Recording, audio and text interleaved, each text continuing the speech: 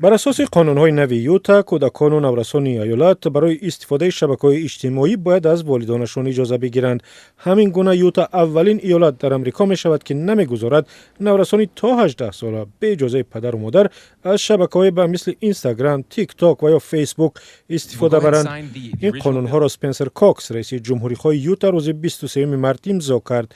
او در توییتر نوشت ایالت دیگر نمیگذارد مالکان شبکه‌های اجتماعی به سیاحتی روانی جوانان ما آسیب برسانند.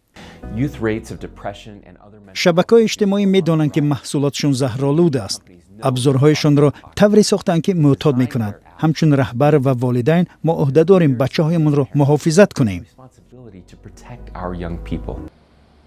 2 سند در این باره را اول ماه وکیلان مجلس ایالت تصویب کردند.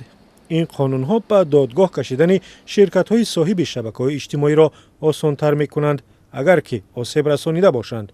تأثیر شبکه‌های اجتماعی به کودکان در آمریکا به یک بحث ملی تبدیل شده است، چون در کشور قانونی است که مالکان شبکه‌های اجتماعی را از محاکمه در دادگاه امین نگه می‌دارد. قانون‌های یوتا که شرکت‌های مذکور مخالفش هستند از هر کاربری شبکه اجتماعی پیش از باز کردن صفحه می‌خواهد ثابت کنند که 18 ساله شده‌اند.